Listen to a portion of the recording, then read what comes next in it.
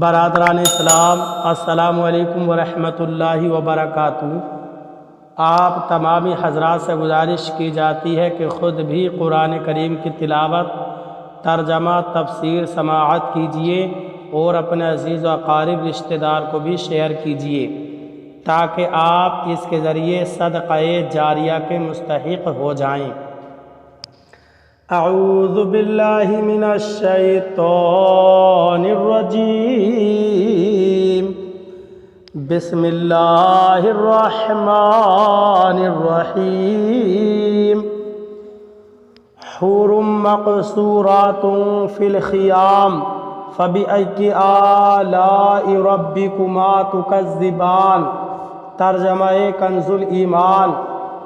اللہ کے نام سے شروع جو نہایت مہربان رحم والا۔ حوریں ہیں خیموں میں پردہ نشین، تو اپنے رب کی کون سی نعمت جھٹلاؤ گے؟ ترجمہ کنز العرفان۔ خیموں میں پردہ نشین حوریں ہیں تو تم دونوں اپنے رب کی کون کون سی نعمتوں کو جھٹلاؤ گے؟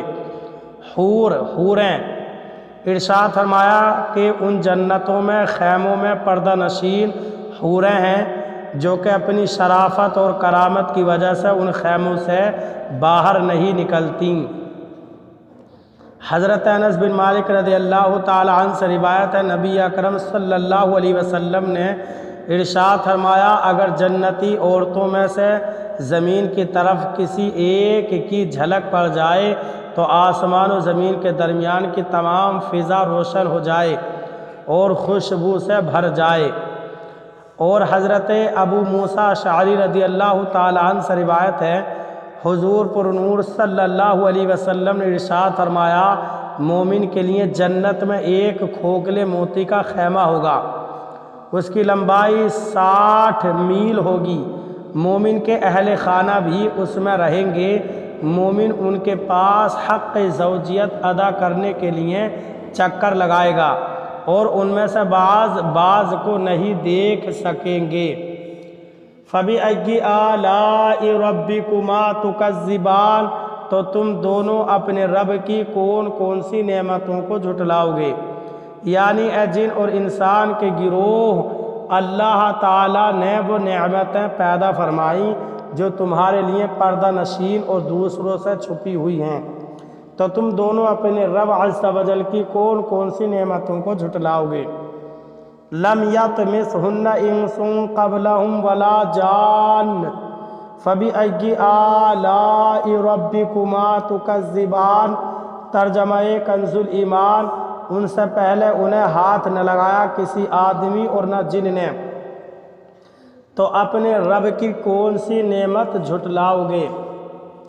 ترجمہ کنز العرفان۔ ان کے شوہروں سے پہلے انہیں نہ کسی آدمی نے چھوا اور نہ کسی جن نے، تو تم دونوں اپنے رب کی کون کون سی نعمتوں کو جھٹلاؤ گے؟ لم یطمثہن انس قبلہم، ان کے شوہروں سے پہلے انہیں نہ کسی آدمی نے چھوا، یعنی جیسے ان دو جنتوں کی حوریں اپنے جنتی شوہروں کے علاوہ جن و انس کے چھونے سے محفوظ تھیں، ایسے ہی ان دونوں جنتوں کی حوریں بھی محفوظ ہیں، لہٰذا آیت میں تکرار نہیں۔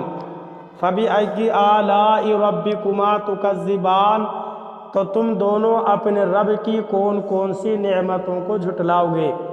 یعنی اے جن اور انسان کے گروہ، اللہ تعالیٰ نے تمہارے لیے جنت میں وہ نعمتیں تیار کی جنہیں نہ کسی آنکھ نے دیکھا، نہ کسی کان نے سنا اور نہ ہی کسی انسان کے دل پر ان کا خیال گزرا، تو تم دونوں اپنے رب عز و جل کی ان نعمتوں کو جھٹلاؤ گے یا ان کے علاوہ دوسری نعمتوں کو جھٹلاؤ گے؟